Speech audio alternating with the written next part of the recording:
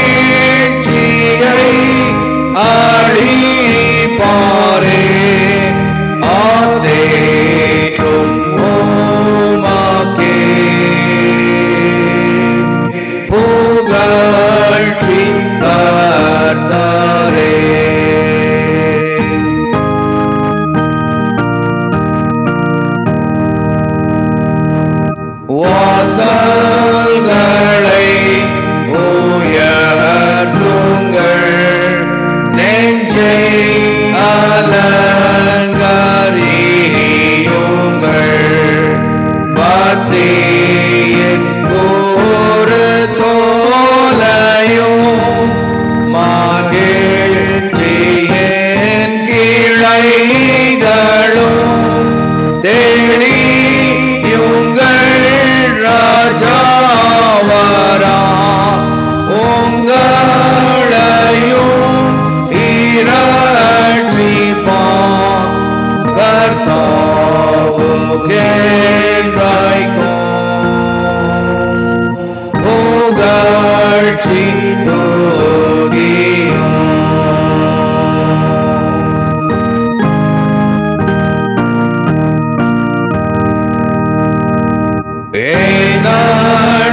இயேசு வாருமே, என் வாசலை திறக்கிறேன்.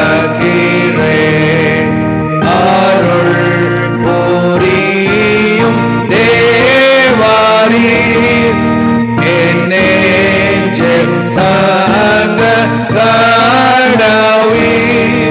மோட்ச வழியை காண்பிக்கும் நல்லோவியை தந்தருளும்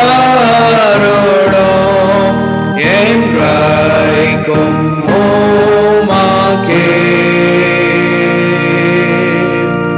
புகழ்ச்சி கர்த்தாரே.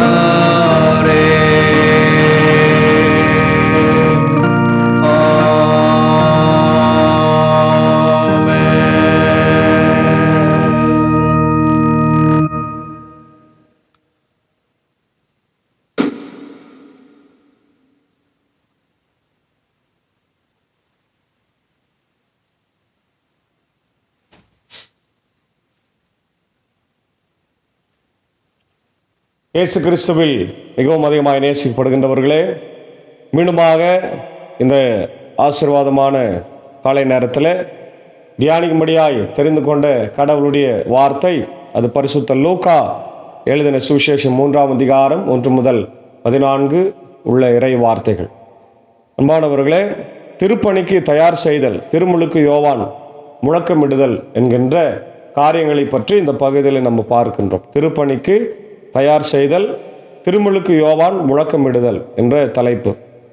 இது மத்தேயிலும் 3ஆம் அதிகாரத்தில் இருக்கிறது, மார்க் 1 இருக்கிறது, யோவான் 1ஆம் அதிகாரத்திலும் இருக்கிறது. ஆகவே 4 நற்செய்தி நூல்களிலும் இயேசுவின் முன்தூதனாகிய யோவானுடைய அருமையான நிகழ்வுகளை இங்கே பதிவு செய்திருக்கிறார். ஆனால் குறிப்பாக லூக்கா மிக சிறப்பாக, இவர் ஆசிரியர் மருத்துவர் என்பதனால வரலாற்று சிறப்புமிக்க நபர்களை இங்கே சேர்த்து வைக்கிறத நம்ம பார்க்கிறோம். பாருங்க, திபேரியு சீசர் ஆட்சி செய்து வந்த 15ஆம் ஆண்டில் பொந்தியு பிலாத்து யூதாவின் ஆளுநராய் இருந்தார்.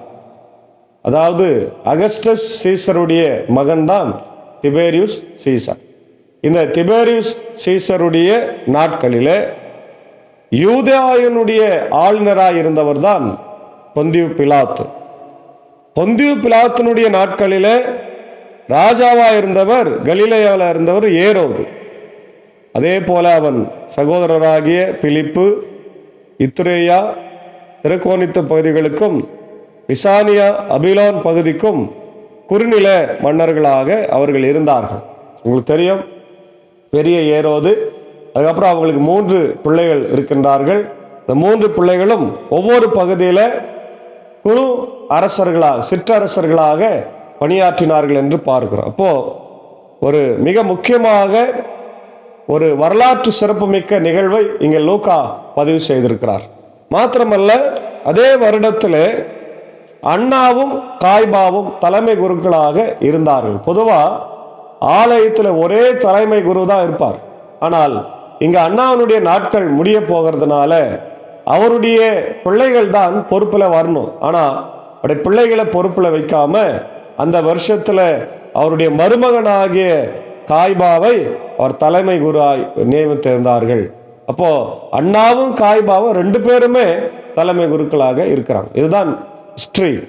அக்காலத்தில் சகரியாவின் மகன் யோவான் பாலை நிலத்தில் வாழ்ந்து வந்தார். உங்களுக்கு தெரியும், சகரியாவுக்கு கடவுள் தேவதூதன் வழியாக அதை காட்சி அளித்து, உனக்கு மகன் பிறப்பான், நீ அவனுக்கு யோவான் பேர் வைப்பேன்னு சொன்ன உடனே அது எப்படி நிகழும், 2 பேருக்கும் வயசாயிடுச்சேன்னு சந்தேகப்பட்டு கேட்கும்போது அதுக்கு தேவதூதன் சொல்லிடுறாரு, உன் மகன் பிறந்து பேர் வைக்கிற வரைக்கும் நீ பேசாமல் இருப்பா அப்படின்னு. அதெல்லாம் நிகழ்ந்த பிறகு யோவானுக்கு அதே மாதிரி பேர் வைப்பாங்க. பேர் வைத்த பிறகு அவர் வளர்ந்து ஒரு தனித்துவமான ஒரு மனிதனாகவே அவர் வளர்கிறார். எடுத்த நேரத்தில் கூட நம்ம பார்த்தோம், ஒட்டக மயிரை தரித்திருந்தார். அதே நேரத்தில் வெட்டுகிளியும் காட்டுத்தேனையும் அவர் சாப்பிட்டு கொண்டிருந்தார். திருமணம் செய்து கொள்ளவில்லை. அவர் தனியாக காடுகளிலே வனாந்தரங்களில் வாழ்ந்து ஆண்டவருடைய சத்தமாக, is the sound in the wilderness of God, இல்லையா, கடவுளுக்கு ஒரு பெரிய சத்தமாக அவர் வாழ்ந்தார் என்பதை நாம் புரிந்து கொள்ள முடிகிறது. கடவுளால் பிரித்தெடுக்கப்பட்டவர், கடவுளால் தனித்தன்மை ஆக அவர் ஆசீர்வதிக்கப்பட்டவர் என்பதை நம்ம பார்க்கிறோம். அதே போல அவர் பாலை நிலத்தில் வாழ்ந்து வந்தார்.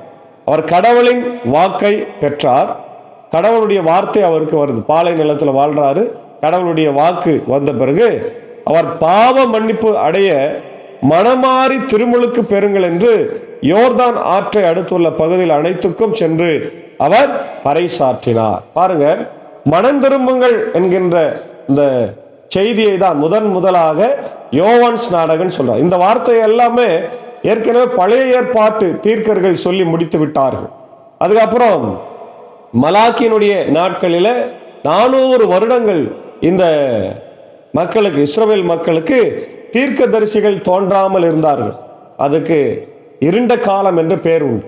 400 வருடங்கள் மல்கியாவிலிருந்து நம்ம யோவான் ஸ்நானகன் வரைக்கும் எந்த தீர்க்கருமே இல்லை. இஸ்ரவேல் மக்களுக்கு தீர்க்கர்கள் இல்லாத ஒரு காலகட்டமாய் அது மாறி போனது. இருண்ட காலம். நிறைய நேரங்களில் இஸ்ரவேல் மக்கள் அலைக்கழிக்கப்பட்டார்கள், அடிமையாகி கொண்டு போகப்பட்டார்கள். கடைசியா ஏசாமி பிறக்கும் போது ரோமர்கள் அங்கே ஆட்சி செய்கின்றவர்களாக இருக்கின்றார்கள் என்பதை வரலாறு நமக்கு பதிவு செய்திருக்கிறது. அப்போ ஏசாண்டவருடைய ஊழியத்தை இங்கே பாலை நிலத்தில் 400 வருடங்களாக ஆயத்தம் பண்ணி கொண்டிருந்த கடவுள் அதுக்கப்புறம் யோவான் ஸ்நானகனை அனுப்புகிறார். அந்த பீரியட் ஆஃப் இன்டர்டெஸ்டமெண்டல் என்று சொல்லுகிற அந்த பீரியட்ல யோவான் ஸ்நானகனை முதலாக புதிய ஏற்பாட்டினுடைய முதல் தீர்க்கராகவும் கடைசி தீர்க்கராகவுமே அவர் இருக்கிறார் என்பதை நம்ம பார்க்க முடிகின்றது. புதிய ஏற்பாட்டையும் பழைய ஏற்பாட்டையும் இணைக்கின்ற ஒரு மாபெரும் மனிதனாக யோவான் ஸ்நானகன் இருக்கிறார். அவருடைய ஆடை, அவருடைய பேச்சு, அவருடைய ஊழியமே ரொம்ப வித்தியாசமாக இருக்கும். பழைய ஏற்பாட்டு தீர்க்கர்களை காட்டிலும் வித்தியாசமாக அவர் இருந்தது. அவர் யாருக்கும் பயப்பட மாட்டார். தைரியமாக போய் ஊழியத்தை செய்கின்றவராக, வார்த்தையை அறிவிக்கின்றவராக இருக்கின்றார் இல்லையா? இன்னைக்கு இருக்கிற நிறைய ஊழியக்காரர்கள் திருச்சபையில் மக்களை கடிந்து பேசுவதற்கு கூட பயப்படுறாங்க. எங்க தங்களுக்கு வாழ்வாதாரங்கள் பாதிக்கப்பட்டு விடுமோ, அது உண்மைதான். ஏன்னா தங்களை நம்பி இருக்கிற மனைவி பிள்ளைகள் பாதிக்கப்படக்கூடாதுன்னு அவங்க நினைக்கிறாங்க. ஆனால் கடவுளுடைய வார்த்தையை வார்த்தையாக அறிவிக்க வேண்டும். அவர்கள் சத்தியமாக மக்கள் எடுத்துக்கொள்ள வேண்டும், பெற்றுக்கொள்ள வேண்டும். அதான் யோவானில் நம்ம வாசிக்கிறோம். கடைசி 3ஆம் யோவானில் என் பிள்ளைகள் சத்தியத்தில் நடக்கிறார்கள் என்பதை விட வேற என்னத்தை நான் கேட்க ஆயத்தமாக இருக்கிறேன் என்று யோவான் சொல்லுகிறார். அப்போ பிள்ளைகள் சத்தியத்தில் நடக்க வேண்டும், கடவுளுடைய வார்த்தையில் நடக்க வேண்டும், மனம் திரும்ப வேண்டும். கடவுளுடைய பிள்ளைகள் ஆவிக்குரிய வாழ்க்கையில இல்லையா, உலக பிரகாரமான வாழ்க்கையில மனம் திரும்பி அவர்கள் புது வாழ்வை பெற வேண்டும் என்பது ஆண்டவருடைய வார்த்தையாக யோவானுக்கு கொடுக்கப்பட்டது. அவர் சொல்றார். இப்போ சொன்ன உடனே இதை பற்றி இறைவாக்கினர் ஏசாயா ஏற்கனவே அவர் சொல்லி இருக்கிறாரு இல்லையா? பாலை நிலத்திலே குரல் ஒன்று முழங்குகிறது, ஆண்டவருக்காக வழியை ஆயத்தம் பண்ணுங்கள், அவருக்காக பாதையை செம்மையாக்குங்கள், பள்ளத்தாக்குகள் எல்லாம் நிரப்பப்படும், மலை குன்று யாவும் தாழ்த்தப்படும், கோணலானவை நேராக்கப்படும், கரடு முரடானவை சமதளமாக்கப்படும் இல்லையா? பாருங்க, ரொம்ப அழகான ஒரு கருத்தை வலியுறுத்துகிறார் இல்லையா? பாலை நிலத்துல குரல் ஒன்று கேட்கிறது. அது யோவான் ஸ்நானகன், வேற யாரும். ஆயத்தமாகுங்கள், ஆண்டவருக்காக ஆயத்தமாகுங்க, அவருக்காக பாதையை செவ்வை பண்ணுங்கள் என்ற வார்த்தையை ஒலிக்கிறது. பள்ளத்தாக்குகள் எல்லாம் நிரப்பப்படும் இல்லையா? இன்னைக்கு ரோட்ல போனோம்னா எல்லாரோடுமே குன்றும் குழியாக தான் இருக்கு. ஏன்னா மழைனால எல்லாரோடும் பேர்ந்து போச்சு. அப்போ திருப்பி அதை சரி பண்ணும். பல இடங்களில் இன்னைக்கு பார்த்தீங்கன்னா, நீங்கள் குறிப்பாக விழுப்புரம் மாவட்டம், கடலூர் மாவட்டம், திண்டிவனம், சேலம் இதெல்லாம் பார்த்தீங்கன்னா ஊத்தங்கரை இந்த பகுதிகளில் தண்ணீர் போய், தென்பெண்ணை ஆற்றினுடைய தண்ணீர் போய் எல்லா ரோடுகளையும் ஏறக்குறைய 1000 கிராமங்களுக்கு மேலே பாதிக்கப்பட்டிருக்கிறாங்க. 1.5 கோடி மக்கள் பாதிக்கப்பட்டிருக்கிறாங்க என்று முதல்வர் அவர்கள் நமக்கு சொல்லி இருக்கிறார். அப்போ பாதிக்கப்பட்ட பாதைகளை சீரமைக்கிறது அரசாங்கத்தின் வேலை. அவங்க இப்போ மெதுவாக அதை செஞ்சு கொண்டே இருக்கிறாங்க இல்லையா? அப்போ பள்ளங்கள் எல்லாம் நிரப்புறாங்க, ஜல்லிகள்லாம் போட்டு, மணல் போட்டு, சிமெண்ட் போட்டு எல்லாத்தையும் நிரப்பி அதை சரிப்படுத்துறாங்க. ஏன்னா மக்கள் நடமாட்டம் செய்ய வேண்டும். அதே போல குன்றுகள் எல்லாம் தாழ்த்தப்படும். இப்போ ஒருவேளை நடு ரோட்டில் குன்றுகள்லாம் நின்றுச்சுன்னா அதெல்லாம் எடுத்து என்ன பண்ணுவாங்க, திருப்பியும் பள்ளத்தில் போடுவாங்க, அது தாழ்த்தப்படும். கோணலான பாதையே இல்லாத போயிருக்கிற இடத்துல எல்லாம் சரியான பாதையை போடுவாங்க. எல்லாம் சமாதானமாக்கப்படும், எல்லாம் சரி பண்ணி அதுக்கப்புறம் அவங்க கொடுப்பாங்க. அப்போ மனிதர் அனைவரும் கடவுள் அருளும் மீட்பை காண்பார். இந்த மாதிரி நடக்கும்போது கடவுளுடைய மீட்பை மனிதர்கள் காண்பார். அப்போ இங்க நான் சொன்னது எல்லாமே பிசிக்கல் ப்ரிப்பரேஷன். எது ஸ்பிரிச்சுவல் ப்ரிப்பரேஷன்? ஹார்ட், நம்முடைய இருதயத்தை நாம் என்ன பண்ணணும்? ஆயத்தப்படுத்த வேண்டும். இருதயத்தில் குப்பையும் கூலமாக வைத்திருக்கிறோம் இல்லையா?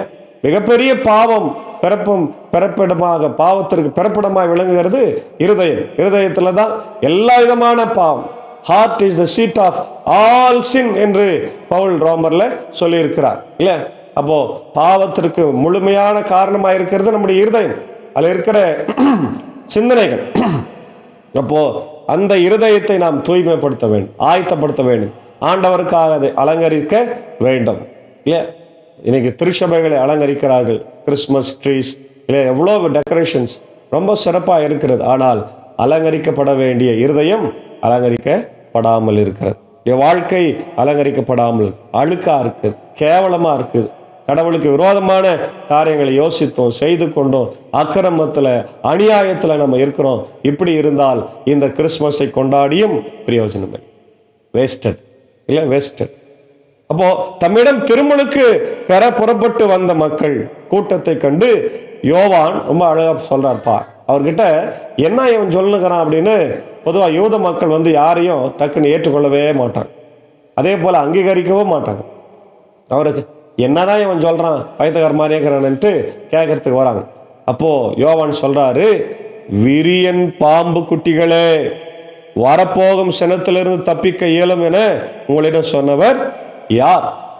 சொல்றார், விரியன் பாம்பு குட்டிகள். இன்னைக்கு இந்தியாவில் மிக அதிகமான விஷம் தன்மை கொண்டது விரியன் பாம்பு. கட்டு விரியன், கண்ணாடி விரியன் இல்லையா? இதெல்லாம் அதிகமான விஷ தன்மை கொண்டது. அப்படிப்பட்ட விஷத்தன்மை உள்ள ஒரு மக்களாக விரியன் பாம்புகளாக இருக்கின்ற வெனமஸ் ஸ்னேக் என்று சொல்வார்கள், அதிக விஷமுள்ள பாம்பு. அப்போ அவங்க கடித்தா, அந்த பாம்பு கடித்தா உடனடியே மரணம், சிகிச்சை பெறலனா மரணம் நிகழ்ந்து விடும். அது போலதான் இஸ்ரவேல் மக்கள், யூதர் மக்கள் பயங்கர பாவத்தில் இருக்கிறாங்க. அவங்க மற்றவங்களையும் கெடுக்கிறாங்க, தன்னையும் கெடுக்கிறாங்க. அவங்களுக்கு சொல்றாரு, நீங்க பாவத்தில் இருக்கிறீங்க இல்லையா? எவனை விழுங்கலாமோ, எவனோ அடிக்கலாமோ, எவனோ வீழ்த்தலாமோ என்று இருக்கிறீங்க, அதெல்லாம் மாற்றி கொள்ளுங்க, மனம் மாறுங்கள் என்று சொல்றார். மனம் மாற்றியவர்கள் என்பதை, மனம் மாறி என்பதை அதற்கேற்ற செயல்களால் காட்டுங்க. அதற்கேற்ற செயல்கள் உங்களுக்கு தெரியணும். ஆபிரகாம் எங்களை தந்தை என உள்ளத்தில் சொல்லி தொடங்காதீர்கள். இக்காலத்திலிருந்து ஆபிரகாமுக்கு பிள்ளைகளை தோன்ற செய்ய கடவுள் வல்லவராக இருக்கிறார். ஹல்லேலூயா, ஆமென், பிரைஸ் தி லார்ட். பாருங்க, அவங்க சொல்றாங்க, நாங்க தான் மார்த்தட்டிக்குவாங்க, நாங்க ஆபிரகாமின் பிள்ளைகள், ஈசாக்கின் பிள்ளைகள், யாக்கோபின் பிள்ளைகள், எங்க அப்பா தான் கடவுள், அப்படி இப்படின்னு சொல்லிக்குவாங்க. ஆனால் உண்மையாகவே கனி கொடுக்க மாட்டார்கள். கடவுளுடைய பிள்ளைகளா சாட்சியா வாழ மாட்டாங்க.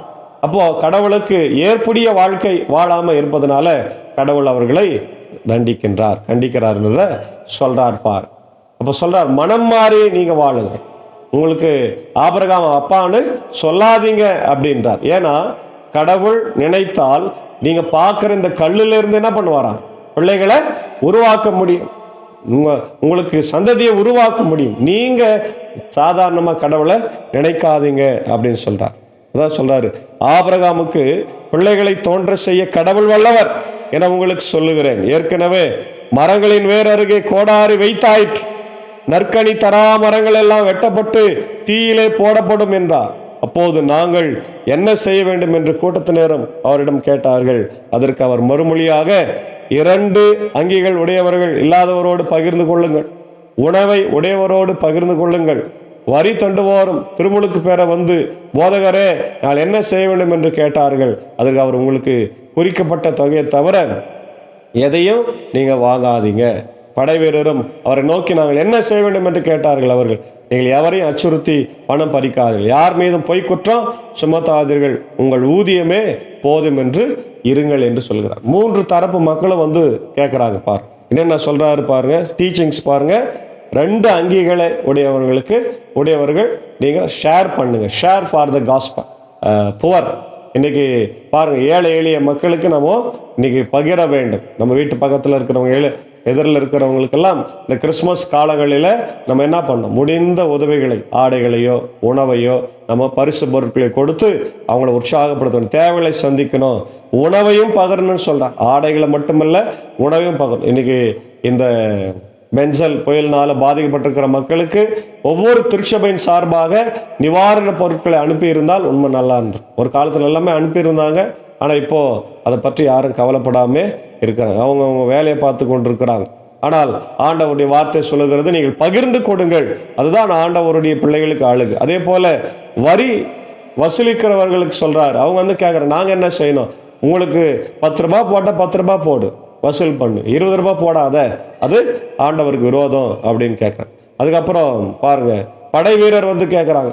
படை வீரர் நீங்கள் கூட லஞ்சம் வாங்கின்னு கேஸ் போடாதீங்க, பொய் கேஸ் போட்டு நீங்கள் என்ன பண்ணாதீங்க, மக்களை ஜெயிலில் தள்ளாதீங்க, பழி சுமத்தாதீங்க, உங்கள் ஊதியமே போதும் என்று இருங்கள் என்று மிக முக்கியமான டீச்சிங்ஸை அன்றைக்கு இருந்த சூழ்நிலைக்கு ஏற்றவாறு இங்கே யோவான் ஸ்நானகன் சொல்லியிருக்கிறார். அன்பான தேவனுடைய பிள்ளைகளை, இன்றைக்கு நாமும் கூட எல்லா துறைகளிலும் சூழ்நிலையில் நம்ம இருக்கிறோம். ஆனால் பணமே ஆதாயமாக நம்ம பார்த்து கொண்டிருக்கிறோம். பணம் இல்லை என்றால் ஒன்றுமில்லை என்று நினைத்து கொண்டு பணத்துக்கு பின்னாடியே ஓடிக்கொண்டிருக்கிறதுனால மக்களை நேசிப்பதில்லை இல்லையா, அன்பு இல்லை, அன்பு தணிந்து போயிற்று இல்லையா. ஒரு மிகப்பெரிய கஷ்டத்தில் பிரச்சனையில் இன்னைக்கு மக்கள் போய்கொண்டிருந்தாலும் யாரை பற்றி அக்கறைப்படாமல் நாம உண்டு, நம்முடைய வாழ்க்கை உண்டு என்று போய்கொண்டிருக்கிற ஒரு சூழ்நிலை. திருச்சபையில் பார்த்தோம்னா எல்லா இடத்துலையுமே இன்றைக்கு பிரச்சனைகள், தலைமைத்துவ பிரச்சனைகள், அரசியல் பிரச்சனைகள், ஊழியம் இல்லாமல் இருக்கிறது. அப்போ நியாயம் நீதி எல்லாம் இன்றைக்கு மங்கி எறிகிற திரியாகவே இருக்குது. ஆனால் ஆண்டவர் அதை அணைக்கிறவர் அல்ல, மாறாக அதை எடுத்து பயன்படுத்துகிறார். ஆகவே தேவனுடைய பிள்ளைகளே, இந்த காலை நேரத்தில் நாம் கூட யோவான் ஸ்நானகன் சொன்னதை போல மனம் திரும்பி நம்முடைய வாழ்க்கையில் ஆண்டவருக்கு கனிகளை கொடுக்க தூய ஆவியானவர் இந்த வருகை நாட்களில் நம்மை வழிநடத்தி காப்பாராக. ஆமேன். ஜெபம் செய்வோம். மகா இரக்கமும் கிருபை நிறைந்த நல்ல ஆண்டவரே, இந்த மகிழ்ச்சியான ஆண்டவரே, காலை நேரத்திற்காக நன்றி செலுத்துகின்ற இந்த நாளிலும் கர்த்தாவே, நீர் கொடுத்த இறைய வார்த்தைக்காய் ஸ்தோத்திரம். யோவான் ஸ்நானகனை ஆண்டவரே, இதோ மிக சிறப்புமிக்க ஒரு மனிதனாக நாங்கள் பார்க்கிறோம். உமக்காக தன் வாழ்க்கையே அர்ப்பணித்தார் ஆண்டவரே. அதுபோல நாங்களும் கூட எங்கள் வாழ்க்கையை உமக்காக அர்ப்பணித்து ஊழியம் செய்ய கர்த்தர் நீர் கிருபை தாரும்.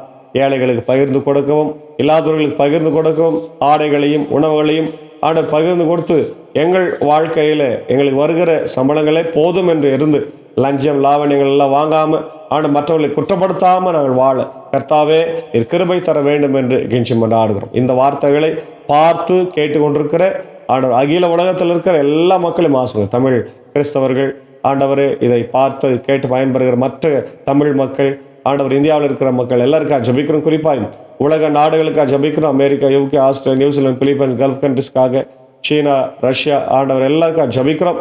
ஆண்டவரே, எல்லா நாடுகளிலும் அமைதி திரும்பட்டும். குறிப்பாக இஸ்ரேல், ஹமாஸ், அதே நேரத்தில் உக்ரைன், ரஷ்யா போர் நிறுத்தப்பட வேண்டும் என்று ஜபிக்கிறோம். இந்தியாவில் கூட பல இடங்களில் வன்முறைகள் இருக்கிறது. ஆண்டவர் சம்பல், உத்தரப்பிரதேஷ் மாநிலத்தில், அதே போல் ஆண்டவர் மணிப்பூரில் பல இடங்களில் ஆண்டவர் இதோ இன்னைக்கு போராட்ட களமாய் மாறி இருக்கிறது. ராஜா, எல்லாம் மாறி அமைதியான ஒரு சூழ்நிலைகள் தேசத்தில் உருவாகும். ஆட்சி சேகர், ஜனாதிபதி, பிரதமர், அமைச்சரவைக்காக, தமிழ்நாட்டு முதலமைச்சர், துணை முதல்வர், கவர்னர், அமைச்சரவை மக்களுக்காக ஆண்டவர், கலெக்டர்ஸ்க்காக, எம்எல்ஏ, எம்பிகளுக்காக ஜபிக்கிறோம். குறிப்பாக பென்சல் புயலினால் பாதிக்கப்பட்ட அந்த 14 மாவட்டங்களை அவர்கள் ஆண்டவர் கண்காணித்து தேவைகளை சந்திக்க கிருபைத்தார். ஆண்டவர் உயிர்களையும் உடைமைகளையும் வீடுகளையும் வாசல்களையும் இழந்திருக்கிற எல்லா மக்களுக்கு ஆறுதலை, சமாதானத்தை நாங்கள் ஆண்டவரை தரும்படியும் வேண்டிக் கொள்ளுகிறோம், குழுவாய் வேண்டிக் கொள்ளுகிற கர்த்தா. இதே நேரத்தில் இந்த இயற்கை பேரிலிருந்து எங்களை காத்தரில் தொடர்ந்து இப்படிப்பட்ட புயல்கள் ஆண்டவர் வராதபடி காத்தரில் போதும் ஆண்டவர், எங்களுக்கு போதும் பட்ட ஆண்டவர் கஷ்டங்கள் பிரச்சனை எல்லாம் போதும் என்று சொல்லி முடத்தில் கெஞ்சி கொண்டாடுகிறோம். தொடர்ந்து இந்த நாளில் கூட இந்த இறை வார்த்தைகளை ஆண்டவர் காணொலி வழியாய் பார்த்து கேட்டுக்கொண்டிருக்கிற எல்லா மக்களுடைய இல்லங்களிலே உம்முடைய இறை ஆசிரியர்களை தந்து வழிகள் இந்த ஊழியத்தில் எங்களோடு இருக்கிற மெம்பர் சாருக்காக, ஏஞ்சேக்காவுக்காக, அன்பான பிள்ளைகள், மாத்தாள் மரியாளுக்காக, சாக்கோ சாருக்காக, டீச்சருக்காக ஜபிக்கிறோம். குடும்பமாக நாங்கள் இந்த ஊழியத்தை ஆண்டவரை செய்கிற போது உடைய கிருபை எங்களோடு தங்கிருந்து எங்களை வழிநடத்தும். உடைய வருகைக்காக எங்களையும் ஆயத்தப்படுத்த வேண்டும் என்று நான் ஜபிக்கிறோம். ஆண்டவரே, இதை பார்த்து ஷேர் பண்ணுற, யூடியூப், ஃபேஸ்புக் வழியாக ஷேர் பண்ணுற எல்லாரையும் கர்த்தர் ஆசீர்வதிக்க வேண்டும் என்று ஜபிக்கிறோம். இந்த நாளில் பிறந்த நாட்களை, திருமண நாட்களுக்கு நன்றி செலுத்துகிற எல்லாரையும் ஆசீர்வாதம். குறிப்பாக வேலூர் ஆண்டவரை பகுதியில் இதோ காலம் சென்ற மோகன்தாஸ், ஜெயக்குமாரி, அவருடைய அன்பு மகன் ஆண்டவர் திரு கிளாட்சன் செல்வதாஸ் அவர்களுக்காக ஜெபிக்கிற இந்த நாளிலே தன் பிறந்த நாளைக்கு நன்றி செலுத்துகிறார். அதே வேளையில் திருமணத்தில் இணைய இருக்கிறார். ஆண்டவரே பிறந்த நாளையும் திருமண நாளையும் தன்னுடைய ஆண்டவரை வாழ்க்கையில் கண்டு நன்றி செலுத்துகிற போது அவரை கர்த்தர் அதிகமாக ஆசீர்வதிங்க. அவருடைய எதிர்கால வாழ்வு, அவருடைய மனைவி, ஆண்டவர் எல்லாரையும் நீர் ஆண்டவர் மனைவியாக வரப்போகிற சகோதரியை கூட நீர் எடுத்து ஆசீர்வதிக்க வேண்டும் என்று ஜெபிக்கிறோம். இந்த நாளில் அடியேனும் அந்த திருமணத்தில் கலந்து கொண்டு மணமக்களை வாழ்த்து இருக்கிறேன். அதையும் கர்த்தர் நீர் பொறுப்படுத்தி வழிநடத்தும் பயணங்களை வாய்க்கு செய்யும். தொடர்ந்து இந்த நாளிலே ஆண்டவரை பலவீனமாக இருக்கின்ற ராஜ்குமார் ஐயருக்காக, நிக்சன் ஐயருக்காக, உடைய அன்பு சகோதரி தீபா, ஏழுமலை, ஆண்டவரே லதா, வேலன், ஆலன், ரஃபியாவுக்காக ஆண்டவரை ஜெபிக்கிறோம். ஆண்டவர் எல்லாருக்கும் ஆண்டவர் நல்ல ஆண்டவரை சுகத்தின் பலத்தை தாரும். அதே போல முதுகு வலியினாலே அவதிப்படுகிற ராஜனுடைய சகோதரி பிரியதர்ஷினிக்காக ஜெபிக்கும். கண்ணோக்கி பாரும், எல்லா பலவீனங்களையும் மாற்றுங்க ஆண்டவரை பலப்படுத்த வேண்டுமா ஜெபிக்கிறோம். என்னுடைய ILC திருச்சபைக்காக 3 சபை சங்கங்கள், போதகர்கள், ஊழியங்களுக்காக ஜெபிக்கிறோம். கர்த்தாவே உம்முடைய வருகையின் ஊழியத்தை மிக சிறப்பாக எங்கள் ஆயர்களும் சபையாரும் செய்ய கிருபை தாரும். தொடர்ந்து திவ்ய பிரசனம் இந்த நாளில் எங்களோடு தங்கியிருக்கட்டும். உடைய பணிகளும் பயணங்களை கர்த்தர் ஆண்டவர் ஆசீர்வதித்து வழிநடத்தும். இறை மைந்தன் இயேசுவின் மூலம் ஜெபிக்கிறோம் நல்ல பிதாவே, ஆமென். நமது ஆண்டவராக இயேசு கிறிஸ்துவின் கிருபை, பிதாவாகிய கடவுள் அன்பு பரிசுத்தாவினை நம்ம நேரோடு கூட தங்கியிருந்து ஆசீர்வதித்து காப்பதாக, ஆமென்.